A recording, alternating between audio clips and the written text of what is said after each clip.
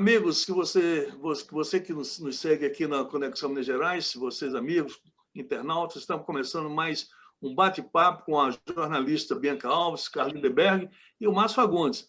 E para dar início a esse nosso bate-papo, Ouro Preto, essa cidade maravilhosa, conhecida internacionalmente, completando 310 anos, né? E uma cidade maravilhosa, que o mundo inteiro conhece. Bianca Alves, mineira, Lindenberg, Márcio Fagundes, queria que vocês falassem sobre essa data maravilhosa, 310 anos dessa cidade que é um encanto, um orgulho para o povo mineiro. Bianca.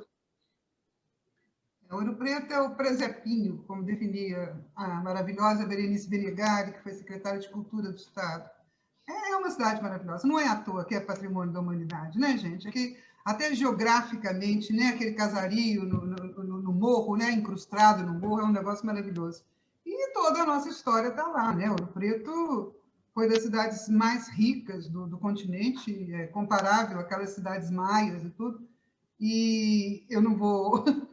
né, foi uma das maiores cidades do mundo, né, na época dela. E tem tudo lá. Tiradentes, que falam que não morreu, né? Essa história aí diz que Tiradentes não foi esquartejado. Surgiu essa versão aí de que ele morreu tranquilo. Um dia nós podemos conversar sobre isso, mas hoje é o dia de Ouro Preto. Uma das cidades mais lindas do mundo. A gente que viajou um pouquinho, a gente sabe que Ouro Preto é especial. Márcio Fagundes, e aí? Ouro Preto, tem muita coisa para você falar de Ouro Preto, Márcio? Eu trago uma frustração pessoal por conta de Ouro Preto. Fiz vestibular lá aos 18, 19 anos e fui bombardeado porque eu tentei passar no vestibular para geologia. Eu queria trabalhar com pedras, gemas, então eu fui bombardeado. Então eu trago comigo até hoje essa frustração de não ter morado em Ouro Preto, mas adoro Ouro Preto. Ouro Preto é o nosso barroco, é o nosso rococó, é o nosso Antônio Francisco Lisboa, o nosso Caravaggio, o nosso Rembrandt, o nosso Leonardo da Vinci, o Aleijadinho, gente. É maravilhoso. A obra da igreja vale a pena entrar e passar um dia inteiro dentro da igreja de São Francisco de Assis. Isso é maravilhoso. A Ouro Preto é a Ouro Preto dos jovens das repúblicas, né? É um espaço democrático de convivência, uma instituição federal de ensino recomendada no mundo. Então, é uma cidade gostosa, com história, com gente, e é, acima de tudo, muito mineira, né? Eu adoro Ouro Preto, viu? Carlos Lindenberg, Ouro Preto, como o Márcio falou, uma cidade ferve a cultura, inclusive festival de inverno. Essa época do ano deve estar um gelo terrível. Você poderia comentar, como também analista político, do dia 21 de abril, aquela medalha da Inconfidência, e também falar um pouco o que é que te lembra aquele período dessas manifestações políticas do dia 21 de abril, Lindenberg? Alguma coisa que você poderia nos relatar aí? Olha, antes disso, né, para corroborar com o que disse o Márcio Fagundes, Ouro Preto, no ciclo do ouro, na sua pujança, Ouro Preto era do tamanho de Nova York. Claro, Nova York explodiu, Ouro Preto manteve as suas raízes, né? As nossas raízes, por sinal, né? Nós, mineiros, temos um carinho muito grande por Ouro Preto, reverenciamos Ouro Preto, né?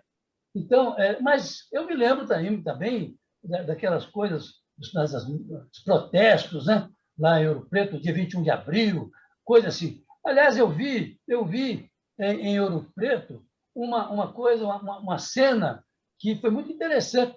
Eu vi um bunda-lelê coletivo lá em Ouro Preto, no dia 21 de abril.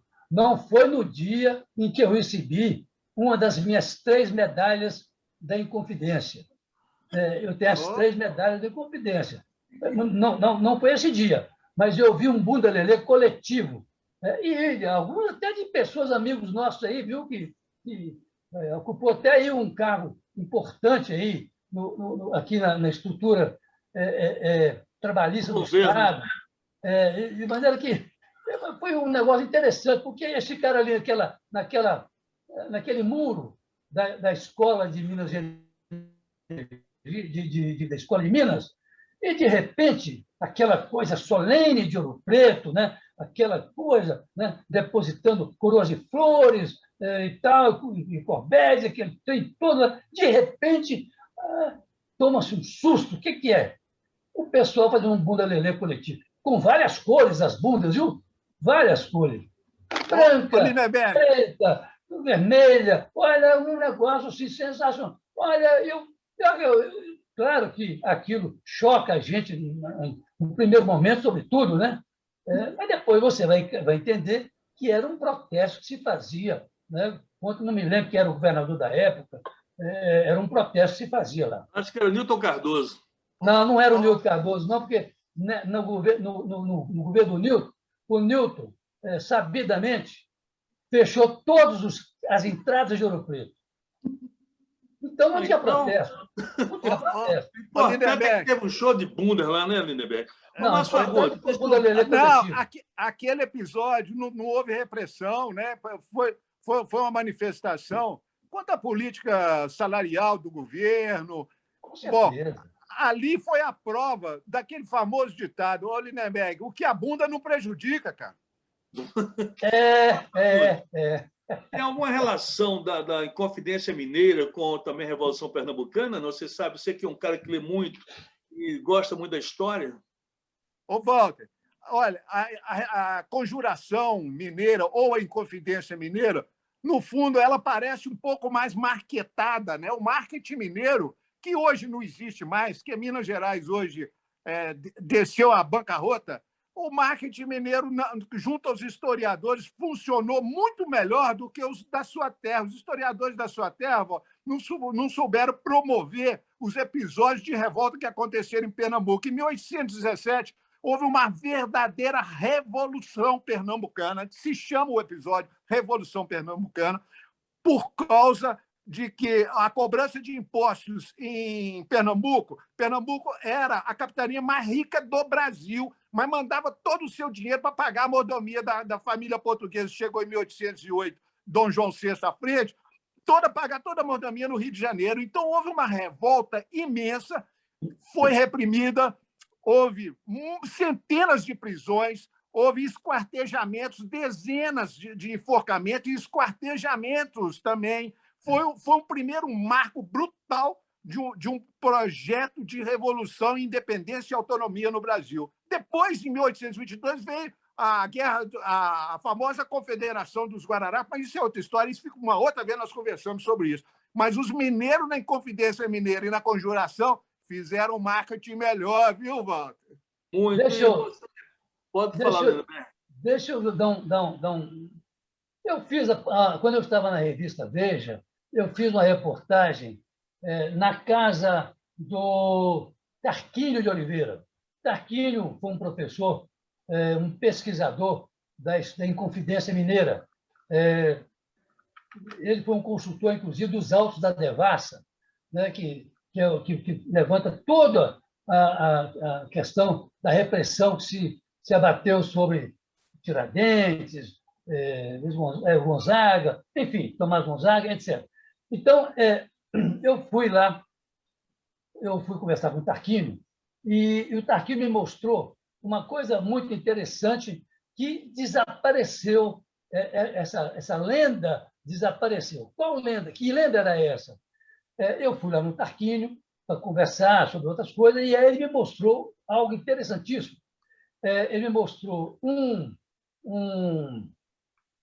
como é que chama? Um altar maçônico, todo de pedra canga, né? Chamado pedra canga, e que ligava por uma coisa de água, um escoamento de água, ligava a uma gruta de onde era extraído o ouro.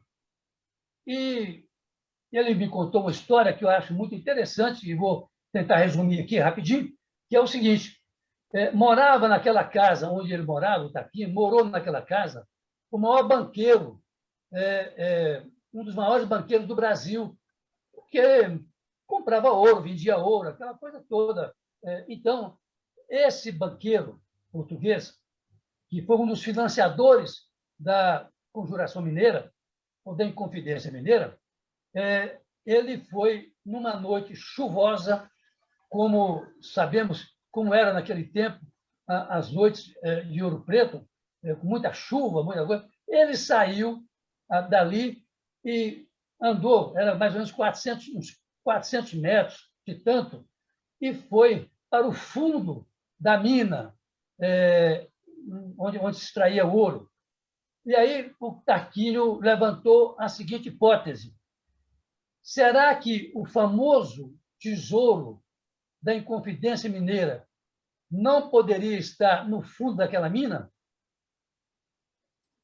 E mais, não seria, na verdade, como a cabeça do Tiradentes desapareceu no cadafalso, né, o pilotista estava lá, será que o verdadeiro tesouro da Inconfidência não seria a cabeça do Tiradentes?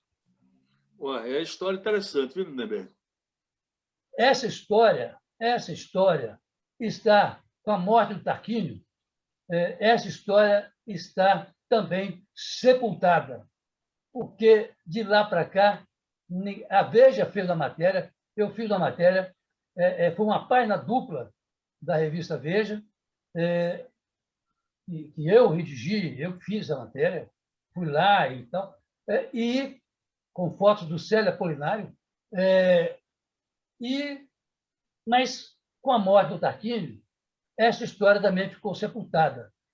Ninguém teve o interesse de tentar levantar essa história, ou seja, tinha que cavar o fundo até chegar ao fundo da mina para saber se era lá o tesouro, famoso tesouro da Inconfidência Mineira, ou se era o tesouro, a cabeça do Tiradentes, que poderia estar no fundo da mina. Ok. Agora um detalhe. Lindenberg falou um nome aí, né, que segundo as pesquisas, o brasileiro adora, né, que essa questão da região glútea, né? E aí, falando de bunda, o governador, segundo isso aí, viu? Pesquisa diz que o brasileiro tem mania, né? Essa mania de olhar sempre para trás quando passa. Pelas mulheres, né?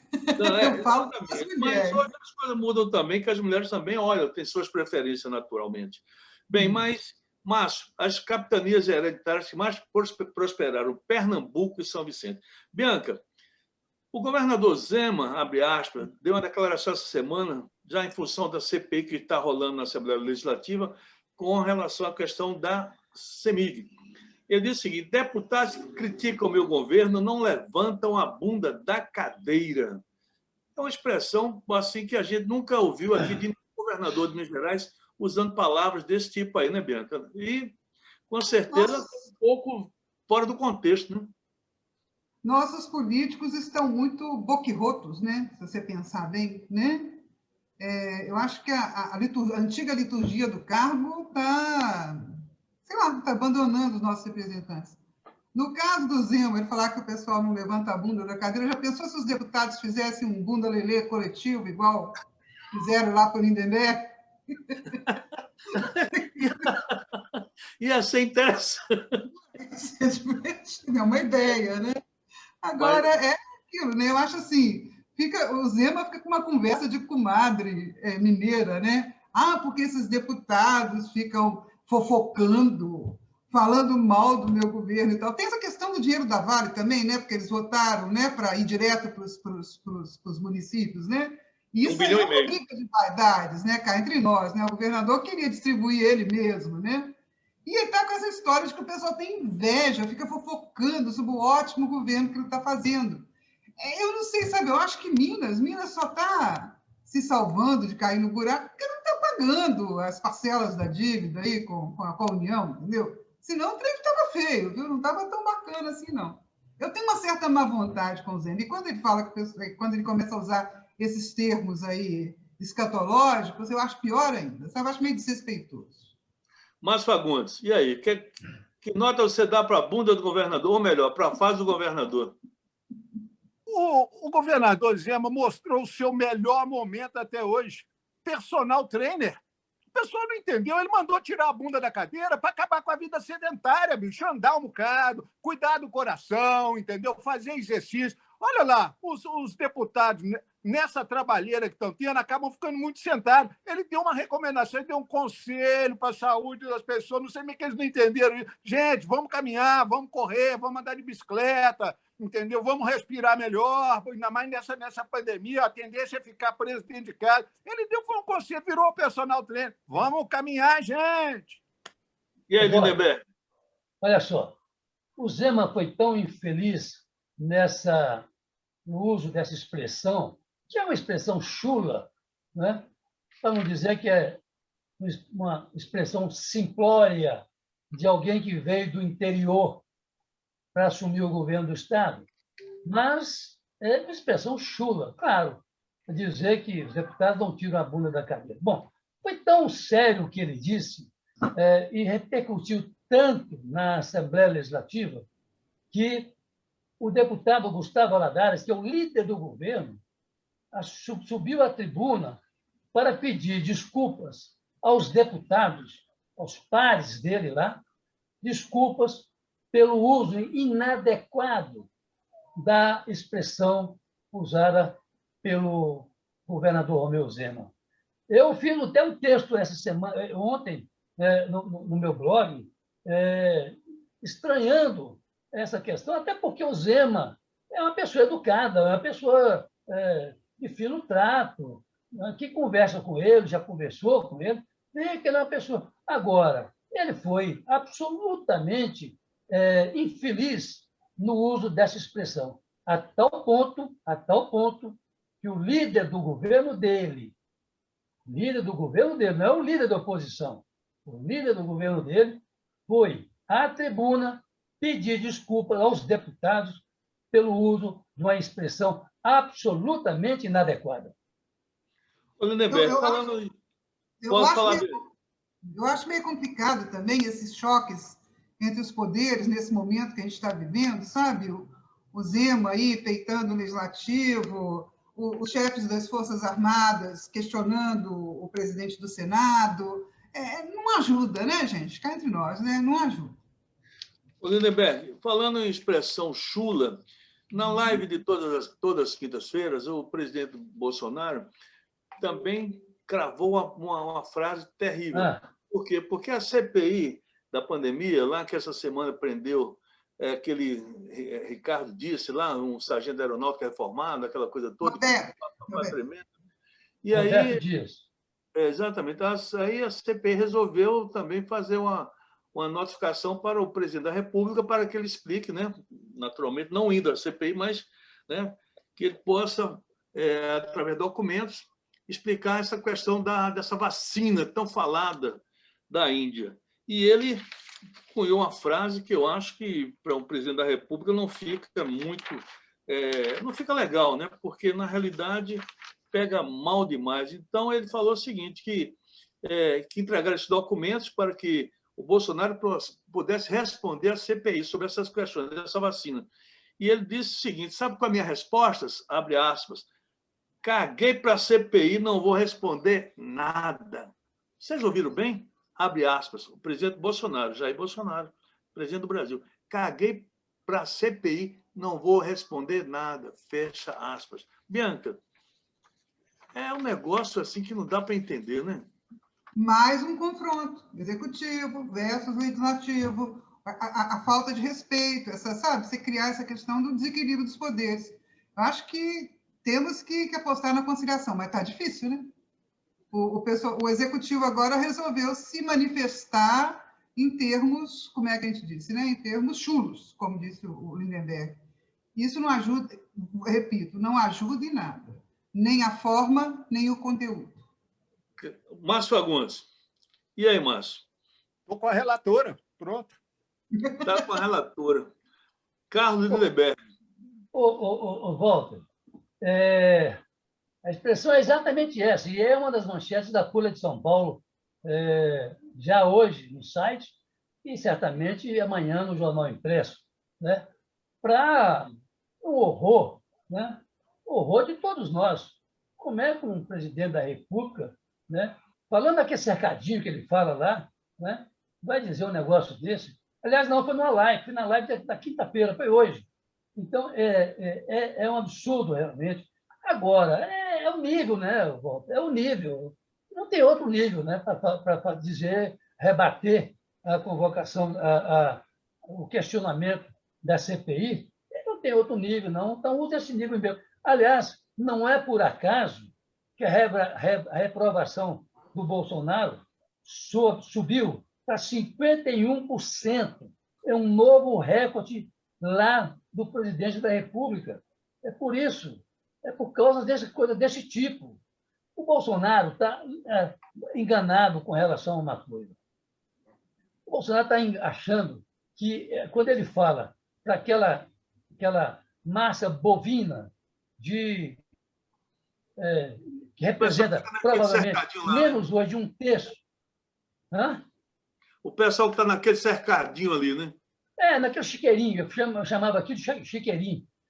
Aquele chiqueirinho ali,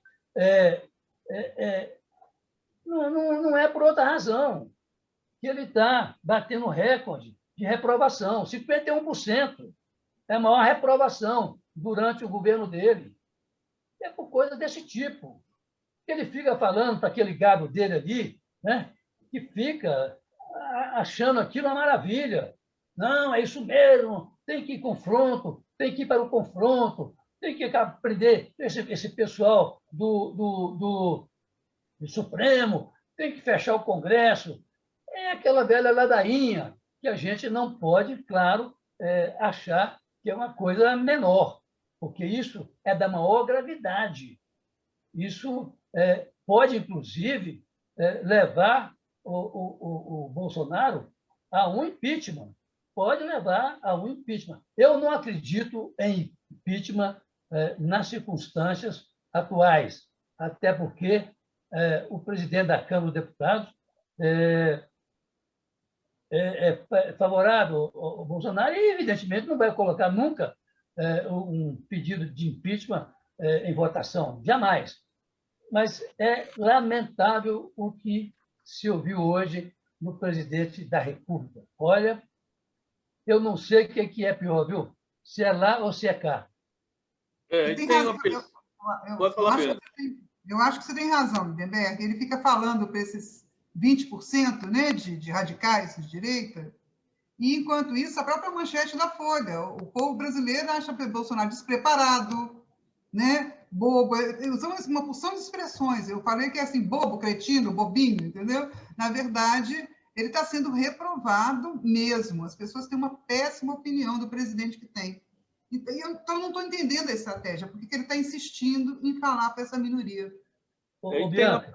Bianca, desculpa, Walter, só para completar o que ela vinha dizendo, a manchete, uma das manchetes da Folha de São Paulo, essa mesmo que você leu hoje, a maioria acha, abre aspas, a maioria acha Bolsonaro desonesto, falso, incompetente, despreparado, indeciso, autoritário e pouco inteligente. Exato. É uma análise terrível para o presidente da República, né? Porque nós estamos na democracia, naturalmente, uns votaram para o Bolsonaro, outros não, mas ele devia aproveitar e ter unido o país, ter demonstrado mais capacidade até intelectual, né, para governar o Brasil. Realmente, essas frases que ele tem dito aí são reprováveis, não fica bem. Imagina isso no contexto da imprensa internacional e dos líderes mundiais, né, ao lerem aí uma manchete dessa no jornal, de uma frase tão estúpida de um presidente da República. Com isso, uma pesquisa da Genial Quest, né, divulgada aí, o Lula tem 43 e o Bolsonaro tem 28. Agora, claro, estamos há 1 ano e meio ainda das eleições, tem muita água para rolar, o Ciro tem 10 e o Dória tem 7. Mas, quer dizer, ainda tem muita coisa para passar debaixo dessa ponte, hein, Lindenberg? Não, sem dúvida. Nós estamos falando de uma realidade de hoje. Como se diz, como nós, da cobertura política, da análise política, nós costumamos dizer que pesquisa é um retrato do momento. Isso é o que mostra a pesquisa do Datafolha de hoje. Daqui até lá, pode acontecer uma série de coisas. Eu continuo com aquela preocupação que eu manifestei na última conversa nossa, de que eu acho que dificilmente o Lula conseguirá emplacar a candidatura dele. Não falo isso para rogar praga, para maldizer, nem nada. É um sentimento meu, com a experiência de 50 anos de cobertura política. Eu acho que o Lula dificilmente vai conseguir chegar lá. Ainda mais com as ameaças feitas pelo próprio presidente Bolsonaro de que, se não houver o voto impresso, o lado dele não reconhecerá a eleição de 2022. É o que ele falou, né? Se não tivermos eleições limpas, tá certo? Não teremos eleições. É um negócio, tem uma ameaça, né? Agora, tem em cima disso, veio também essa questão, né, das Forças Armadas, aquilo que falou o Aziz, depois da prisão daquele sujeito que foi depor lá na CPI, né, que ele disse, olha, esses militares estão envergonhando, né, as Forças Armadas, aqui tem cabo, tem sargento, tem tenente-coronel, tem todo mundo, e aí o pessoal, a cúpula das Forças Armadas entendeu mal e mandou um recado pesado para o Senado. O Rodrigo Pacheco entrou ali, ó, fazendo aquele estilo da mineiridade, botando panos quentes, mas parece que a coisa se aquietou um pouco, viu, Márcio Fagundes? Lindenberg, essa frase sua da semana passada, que o Lula pode não concorrer, ficou igual um mantra essa semana inteira na minha cabeça. Toda hora vinha esse negócio. Lindenberg falou que o Lula... Não porque eu não queira, pelo contrário, quanto mais gente concorrendo, o espaço, eu acho que ele conquistou essa possibilidade de disputar a eleição, mas ficou igual um mantra na minha cabeça essa semana. Lembrei de você dezenas de vezes. O Lula pode não concorrer. Tudo isso que nós vivemos hoje, gente, eu no fundo ainda trago uma pitadinha assim, de otimismo. Será que o país vai conseguir aprender, amadurecer o seu processo democrático, aprender a conviver com as divergências até de ultradireita, fascistas, nazistas? Será que nós vamos conseguir conviver com isso? Nós vamos conseguir tirar uma lição disso? Essa é a grande reflexão que fica moendo no meu cérebro o tempo todo. Nós que temos uma democracia, eu posso chamar de imatura, né? Com tantos abortados ao longo de tanto tempo na história. Será que nós vamos conseguir refletir, tirar um proveito disso, civilizatório, progressista, contemporâneo, moderno, né? Um país de gente que quer ser, que ainda não é, né? Um país...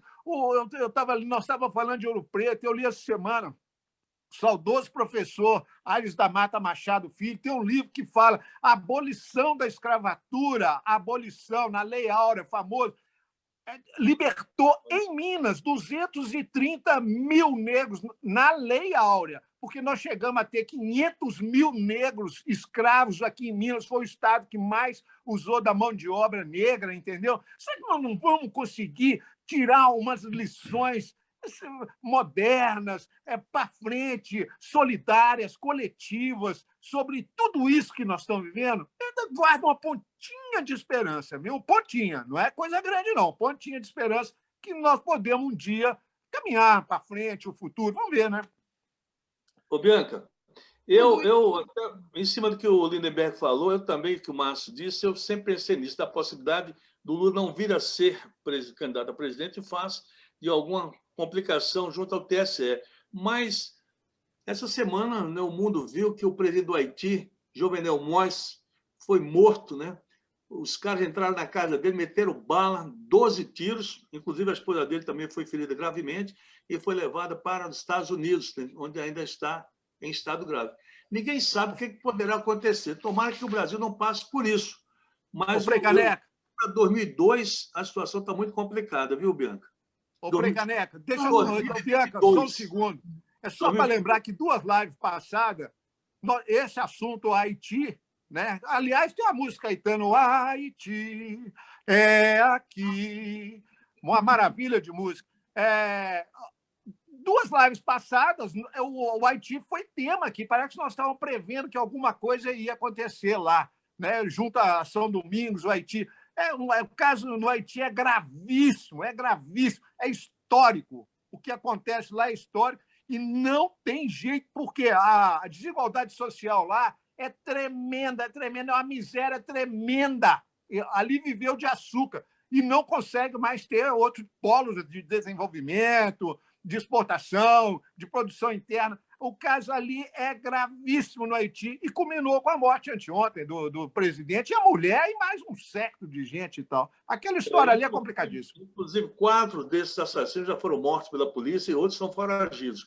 Mas, Bianca, é incrível que isso possa acontecer no Brasil, um atentado a qualquer candidato, que já tivemos aquela história da facada no candidato a presidente da República, né? O Jair Bolsonaro. E, pelo que o Lindenberg está falando, eu acho que o clima está muito, sabe, muito pesado na política nacional, Bianca. Isso que o Lindenberg fala, que talvez o Lula não consiga, eu acho que ele consegue, sabe? Porque a questão de, vamos pensar, a nossa imagem no contexto internacional. Eu tive que ficar enfrentando alguns amigos meus que entraram nessa paura de golpe, esse medo de... Golpe já teve, né? Agora vamos dizer instalação de um regime autoritário e tal, com essa turma toda aí. Eu acho que não. Quem é que vai apoiar isso? A China não vai apoiar. Os Estados Unidos vão apoiar um golpe de Bolsonaro, vilão ambiental do mundo? Sabe assim? O presidente do Haiti, a coisa do Haiti é dramática e tal, mas é um país menor, que não está nas manchetes, ninguém nem sabe falar direito o nome do presidente do Haiti. Só você, viu, Walter? Agora, o Bolsonaro não, o Bolsonaro está nas bocas, nas piores possíveis. Então, assim, eu acho que não existe clima, eu acho que vocês podem até tentar uma quartelada, mas ela não se mantém, tá? E vou com o Márcio. Eu acho que tudo isso é para a gente poder avançar, tá? A gente ficar pelo menos um degrau a mais no patamar civilizatório, porque o Brasil precisa disso. Precisa. É vergonhosa essa desigualdade social nossa, sabe? A gente tem que começar a pensar em uma solução para esse país nosso, porque ele é bonito demais para continuar feio desse jeito. E essa semana teve uma reunião lá no Palácio do Planalto, né, com os generais que trabalham no governo e também civis, e aí discutiram a questão do comunismo no Brasil, essa ameaça, que não sei o que eles estão achando de comunismo. O Brasil nunca foi comunista, segundo, inclusive, o padre Júlio Lancelotti.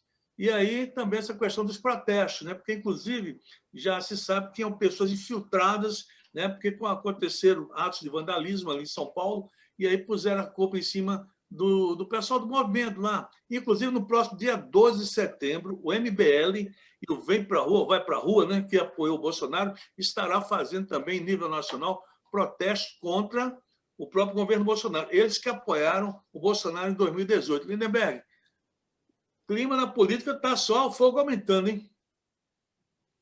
Walter, é por essas razões, ou por uma dessas razões, é que eu tenho a preocupação com relação aí a um veto à candidatura do ex-presidente Lula. Eu gostaria muito de ser um otimista como a Bianca, um pouquinho, um tiquinho otimista como o Márcio Fagundes, mas eu como por feeling e outras coisas, eu fico com essa preocupação de que talvez o ex-presidente Lula não consiga passar pelo TSE. Aliás, o presidente Bolsonaro, repetidamente, seguidamente, vem alertando, dizendo que o lado dele não vai aceitar uma eleição que não seja pelo voto impresso.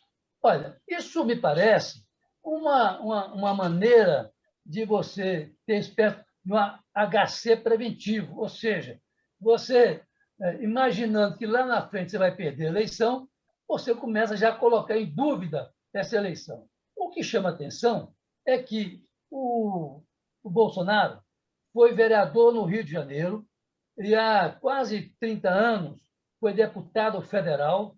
Nunca ele questionou a legitimidade da eleição dele. Ele, em nenhum momento, ele questionou, de alguma forma, algum problema com relação ao voto eletrônico, desde que ele estava se elegendo seguidamente. Ele elegeu-se, os filhos dele se elegeram, os Sim, filhos exatamente, exatamente. É isso que eu ia falar. 3 filhos que são políticos, né? são profissionais da política. Vive pendurado no mandato, pendurado no mandato. Como consegue esses mandatos, a gente está começando a ver agora que tinha o esquema da rachadinha, lá no Rio de Janeiro, né? A rachadinha, que, por sinal, nessa semana, uma ex-cunhada do Bolsonaro botou a boca no mundo, dizendo que pode destruir todo mundo lá, porque ela sabe das coisas, porque o irmão dela foi demitido do gabinete do Bolsonaro, e por aí vai. Ou seja, é essa expressão que se falou ali, é mentiroso, é falso, é isso, é aquilo, outro, tal, porque é a imagem que está sendo construída dele. E ele mesmo está contribuindo para a construção dessa imagem, baseando-se naquele negócio ali do chiqueirinho, em que meia dúzia de pessoas fica lá batendo palma e fazendo um certo chaçaquismo também, né? As urnas eletrônicas, as urnas eletrônicas, eu estava vendo hoje, elas existem desde 96. Né? Então, elas estão aí há 25 anos, ou seja, é a carreira política do Bolsonaro e de sua família, né? Todos eles foram eleitos por ela. Agora, eu estava olhando também uma coisa que é o seguinte, alguém sugeriu, não lembro agora, que o TSE crie algum tipo de dispositivo, tá? Talvez colocar uma impressora, né, nas zonas eleitorais para imprimir o voto, né? A pessoa vota, imprime e coloca dentro de uma caixinha. Mas certo? não quer isso, não. Porque, sabe por quê? O que acontece? Você falou assim, ó, esse tipo de aviso do Bolsonaro, se por um lado ele é ameaçador, ele alerta as instituições. Ah, o problema é o voto impresso? Então, tudo bem, vamos imprimir. Não, veja só. A questão do voto impresso é muito mais complicado do que ele possa imaginar. Penso eu. Data vênia, como diria aí o... Data vênia. O Guararapes. Veja só. Pelo seguinte, quando termina a eleição às 5 horas da tarde, extrai-se do resultado da urna e obrigatoriamente essa ata ela é afixada na porta da sessão eleitoral. Portanto, a questão não é o voto impresso ali, tirado ali naquele momento. O que eles querem é uma outra coisa. O que eles querem é toda uma inovação que ninguém sabe que vai beneficiar a quem quer que seja, mas eles querem o voto impresso mesmo. Ora, a urna eletrônica provou, e eu já disse aqui mais de uma vez, que é um único sistema, a prova de fraude. Aliás, o STJ deu um prazo de 15 dias ao Bolsonaro para ele provar que, em algum momento do voto eletrônico, tenha havido fraude. Ele não conseguiu provar até hoje. Por sinal, ainda hoje, quando ele disse, duas semanas atrás, que o Aécio Neves teria derrotado a Dilma Rousseff em 2014, ainda hoje, o Aécio Neves disse que não, que ele perdeu a eleição. Só completando... O Aloysio Nunes falou que faltou foi voto para ele. Falou, não tem nada a ver. Falou isso. Faltou foi voto. Não teve nada errado. É muito bom. Inclusive, o Lindenberg, tem uma coisa também que é o seguinte, a urna eletrônica, se fizer igual eles estão falando, imprimir voto, não sei o quê, é uma maneira de restabelecer o voto de cabresto. A urna eletrônica garante que não exista o voto de cabresto. Por quê? Porque o sujeito lá, na sua terra, lá perto de Montes Claros, entra lá na cabine e está todo mundo vendo que ele está sozinho lá. É ele, Deus e as convicções políticas dele. É a única maneira de você garantir que o voto do cara seja do cara. Certo? Você imprimir voto na hora que você vota é você dar poder de mando para quem sempre mandou na política, para os coronéis dos nossos grotões, né? Que ainda existem. É voltar muito, não tem sentido isso que estão falando. Tá? Agora, Se a questão é imprimir um voto, imprime e coloca dentro do cara fala, não, foi isso mesmo que eu votei. Bota lá dentro. E no final do dia, na hora que for colocar aquela lista, também confirma lá a quantidade de votos de cada urna. Vai dar mais trabalho, vai ficar mais caro, mas você se defende desse tipo de coisa, sabe? Mas não há necessidade disso, Bianca. Se a urna eletrônica é comprovadamente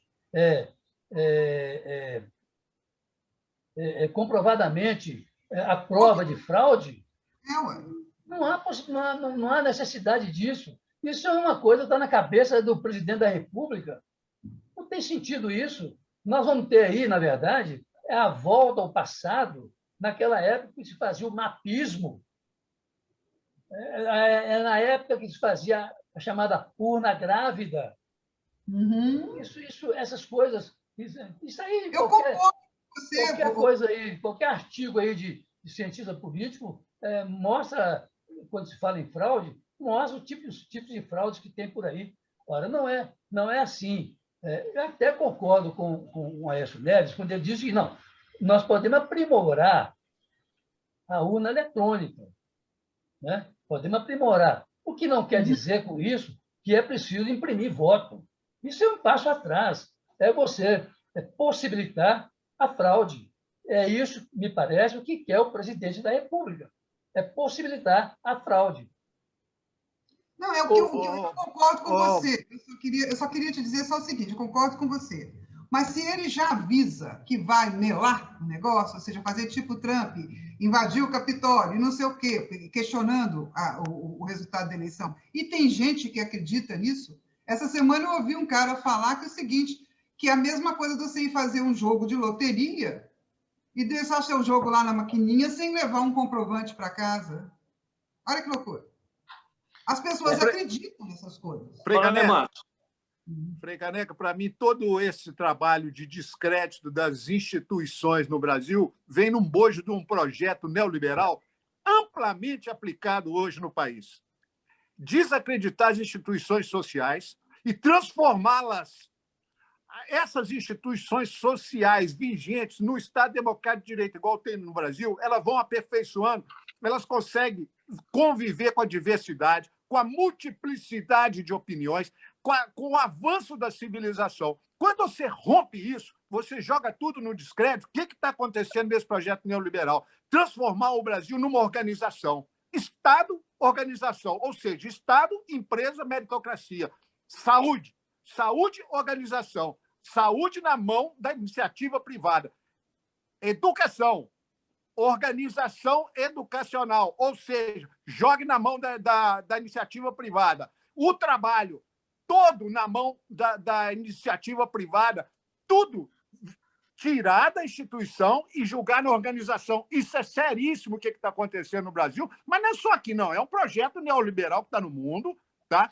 E que hoje até a reserva de trabalho, que é clássica dentro do capitalismo, para servir de mão de obra à indústria, ao trabalho, ao capital, até isso hoje está sendo questionado. E até o trabalhador hoje, ele vira falando, eu sou empreendedor. Não, eu sou uma organização, é a famosa organização que está começando lá em cima, chega no indivíduo. O indivíduo vira uma organização, isso não existe, entendeu? Isso é um projeto de desmantelamento e de exploração do capital, um país que é dependente. Isso é claro, é flagrante, essa desmoralização de eleição, de judiciário, das instituições democráticas. Isso está tudo no bojo de um projeto de lucratividade do capital. Isso, para mim, é claríssimo. Viu? Em cima disso, Lindenberg, que o Márcio está falando, tem um detalhe. O governo Zema quer naturalmente tirar o Detran da Polícia Civil. O Detran de Minas Gerais fatura em torno de 6 a 7 bilhões por ano, que às vezes só tem lucro, entre aspas, né? Então, já tem muitos empresários, né? Inclusive, parece que diz que tem um ex-ministro que é dono de uma grande locadora, que já está interessado, né? nessa fatia aí do Detran, com certeza. É negócio de doido, né? Quer dizer, não tem amor à pátria, tem amor ao dinheiro, ao bolso. E dane-se o mundo, que eu me chamo Raimundo. Lindenberg, esta semana, o presidente Jair Bolsonaro já definiu quem será o próximo ministro a ocupar a vaga do Marco Aurélio Mello, que no próximo dia 12 após 31 anos, deixa o STF. E aí é um terrivelmente evangélico.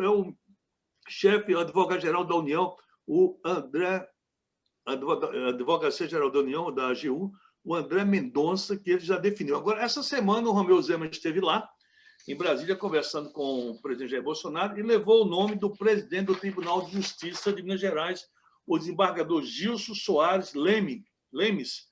Lindenberg, será que o governador Zema não deu um tiro no pé? Como ele já sabia, né, que o Bolsonaro já tinha lançado o nome do advogado-geral da União, o André Mendonça? Walter, eu acho que, infelizmente, eu já tive um ou dois contatos com o governador Zema. É um moço educado, é um moço pacato, apesar dessa bobagem que ele falou aí, né, dos deputados, né? Mas, enfim, olha, eu fico assim, imaginando, será que o Zema tem noção da importância do cargo que ele ocupa? Eu fico meio na dúvida, sinceramente, porque, olha só, como é que o sujeito, já sabendo que a vaga do Marco Aurélio Mello vai ser ocupada pelo André Mendonça, já sabendo disso, vai e leva o presidente do Tribunal de Justiça e fala, olha, eu poderia indicar esse moço aqui, esse moço é muito bom. Olha, eu fico, sinceramente, eu fico assim, desencantado diante de certas coisas. Eu fico imaginando, será que Minas desaprendeu a fazer a política? Será que Minas precisa voltar lá atrás, né? Reaprender a política com Tancredo Neves, com Hélio Garcia, com Benedito Valadares, enfim, com tantos grandes que fizeram a nossa história política? Será que é preciso repassar? Não é, eu fico assim, sinceramente, quando eu li aquilo, falei, não é possível, não é possível. Como é que o governador de Minas Gerais, gente, o governador de Minas Gerais não é o prefeito de Araxá, com todo respeito a Araxá, não é a mesma coisa. Ora, não pode fazer um negócio desse. Que desgaste. Guararapes, Que desgaste deixa eu provocar a Bianca Lindenberg aqui de uma vezada só. Surgiu a ideia agora, né? Está sendo muito veiculado aí a ideia do semipresidencialismo. O que vocês acham desse oportunismo? Eu fico pensando assim, imagina o presidente da República próximo ganha com 60, 70 milhões de votos, né? O último ganhou com 50 e tantos milhões, aí você vira e fala assim, ó, muito bem, o Centrão agora vai eleger o primeiro-ministro para você. O que você acha disso, hein, Lindenberg e Bianca? Fala, Bianca. Não, fala você. Márcio, eu acho que são teses jogadas ao vento. Isso não tem, sinceramente, isso não tem condição de prosperar.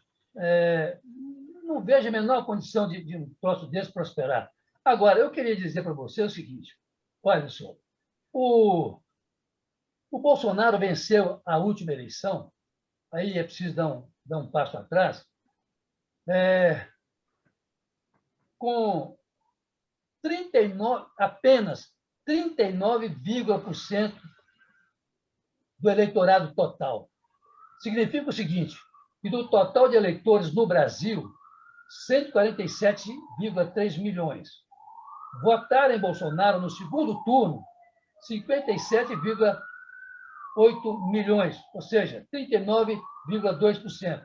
Não votaram em Bolsonaro por razões diversas, 61,8% do eleitorado total.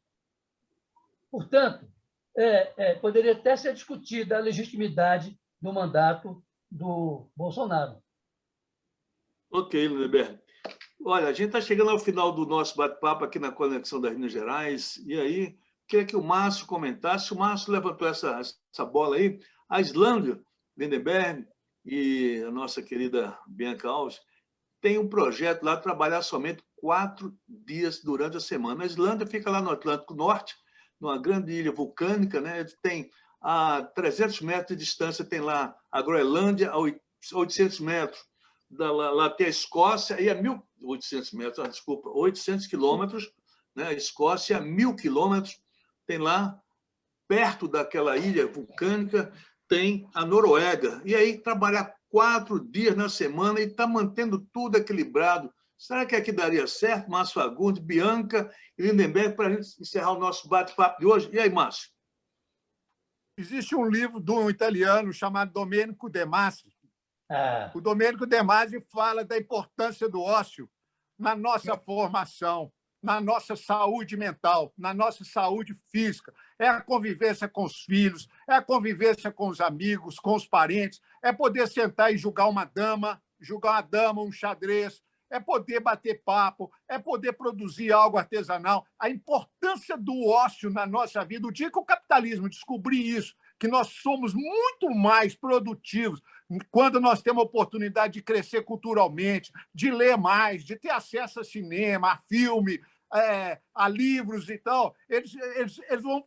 O capitalismo, o capital vai ficar pensando quanto tempo nós perdemos explorando os outros 8 horas por dia, sem uma boa convivência familiar, dentro de um ônibus, dentro de uma lotação, entendeu? Isso é uma maravilha, entendeu? Olha, nós somos tão atrasados no Brasil que nos anos 80 a Alemanha já discutia a importância dos 35 horas de trabalho semanal. Nos anos 80. Então, que venha 4 dias, que venha 3 dias, inclusive.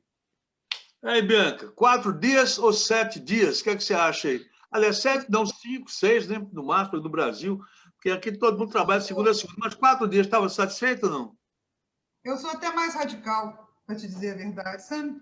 Eu acredito muito uma questão de contexto, né? Nesses programas de renda mínima, tá? Grande parte das profissões, né, Walter, está sumindo, né? Está acabando. Essas profissões menos qualificadas e tal, e tudo, e mesmo algumas aí, diz que advogado não vai sobrar e tal, jornalistas também estão acabando aos poucos e tal, ou então todo mundo é jornalista hoje em dia, né? Mas todo mundo montar a ser jornalista, né? Ainda tem esse problema. Mas o que acontece? Você tem um contingente imenso, né? O famoso exército industrial de reserva, que não vai ser, vamos dizer, absorvido pelo mercado. Não há função para o trabalhador desqualificado. Então, para o capitalismo sobreviver, tá, para o consumo continuar acontecendo, essas pessoas vão ter que ter renda. Então, o governo pague aí R$1.000 para cada um e pronto. Você sabe que quase 50% da população brasileira ganha menos que um salário mínimo. Dê um salário. Vai ter gente que vai transformar aquele salário em 5, porque é empreendedor realmente, porque vai inventar alguma coisa, e vai ter gente que vai ficar na rede. E vai ser muito bom, porque vai gastar, e as indústrias vão ter que fabricar para poder gastar aquele dinheiro. Esse é um conceito capitalista, apesar de ser um projeto de lei do Eduardo Suplicy, né, de renda mínima, e que eu defendo ele assim inteiramente. Eu converso hoje com empresários, com pessoas de posições políticas de centro e tal, e ninguém vê outra solução que não seja essa. Então, assim, pode ser até dia nenhum de trabalho, sinceramente. Ok, Lindenberg, encerrando nosso bate-papo de hoje, aí, 4 dias é o suficiente? Olha, eu aí acho que o Márcio tem razão.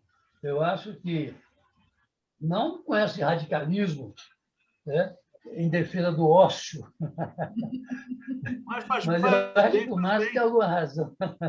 Na medida que, claro, se você trabalha 4 dias ou 5 dias, 4 dias talvez seja, ou 5 dias, não sei, não fiz essa métrica ainda, mas e você poder dedicar-se à família, aos filhos, aos netos, né? Ir à biblioteca, ir ao cinema, enfim, ou mesmo ficar em casa, vendo televisão, que seja, desde que você enriqueça intelectualmente. Eu acho que é interessante. No caso da Noruega, que foi citado aí, a Noruega...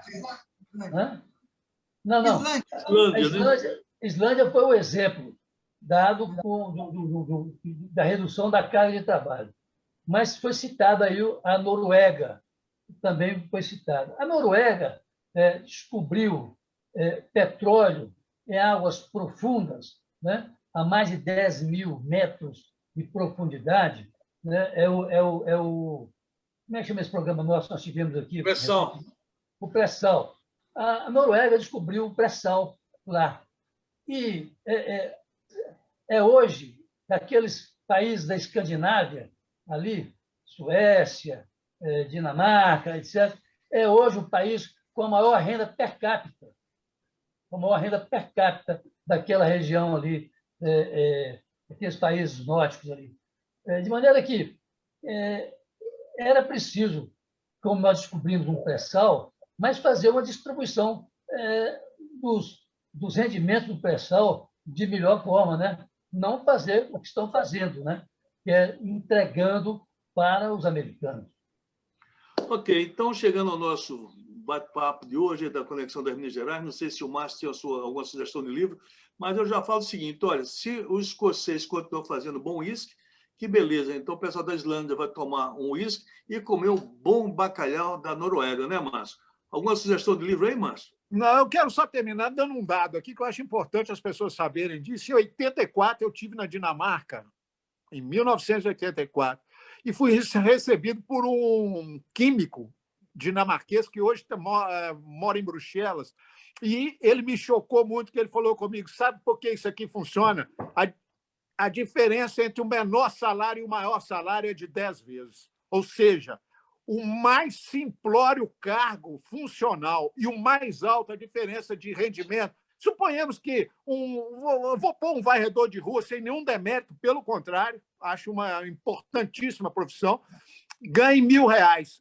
O rei, um ministro, ganharia R$10.000. Essa era a diferença em 1984, num país que tem 5 ou mais prêmios Nobel, que tem uma distribuição de renda muito boa. Funcionaria muito bem se nós distribuíssemos melhor a renda aqui e desse essa renda básica, até para quem não quiser fazer nada, é do jogo. Um país é rico, não é pela quantidade de dinheiro que guarda no cofre, não é pela quantidade que distribui ao seu povo. É isso aí, Márcio Fagundes. Chegando ao final do nosso bate-papo, agradecendo aos internautas e às internautas. Se você gostou, dá um like e compartilha também esse nosso bate-papo e dê alguma sugestão, alguma crítica, é sempre importante. Eu não vou resistir, não vou ter que dar um livro aqui. Volta aqui, ó. Como é que chama aí? Chama Ladinos e Crioulos, Estudos sobre o Negro no Brasil, Edson Carneiro. O ladino era o negro, o escravo que chegava no Brasil e depois ele familiarizava com o português, com o modo de vida da monarquia e tal. Esse era o ladino. E o crioulo, chamado crioulo, era o filho do negro que nasceu no Brasil, era o chamado crioulo. Então, o livro chama Ladinos e Crioulos, Estudos sobre o Negro no Brasil, Edson Carneiro, uma maravilha de trabalho sociológico. Uma maravilha. Ok, então, chegando ao final aí com o momento cultural do jornalista Márcio Fagundes. Bianca, obrigado mais uma vez. Está de novo o look aí, o cabelo. Ó. Ele disse que teve mais de 1.000 visualizações no seu Facebook. Aí, Bianca, parabéns. Obrigado, Bianca. Aqui, não nos esqueçamos de ser solidários com 530 mil brasileiros que se foram, viu? Não esqueçamos. É um registro. Isso é sempre bom lembrar, porque é doloroso, é uma tragédia que nós vamos lembrar disso daqui a 500 anos, nem nossa memória não existe, vamos falar ainda do que aconteceu no Brasil. Bianca, obrigado, forte abraço a você, Bianca, obrigado, Lindenberg, obrigado, Márcio Fagundes, a demanda leve, ó, fiquem com Deus, saúde e paz. Lindenberg, como é que é lavar as mãos, usar álcool em gel, usar máscara aí? Saúde e paz para todos, não é isso mesmo? Claro. Ok, obrigadão, forte abraço para vocês. A demanda leve. Até a próxima. Até mais.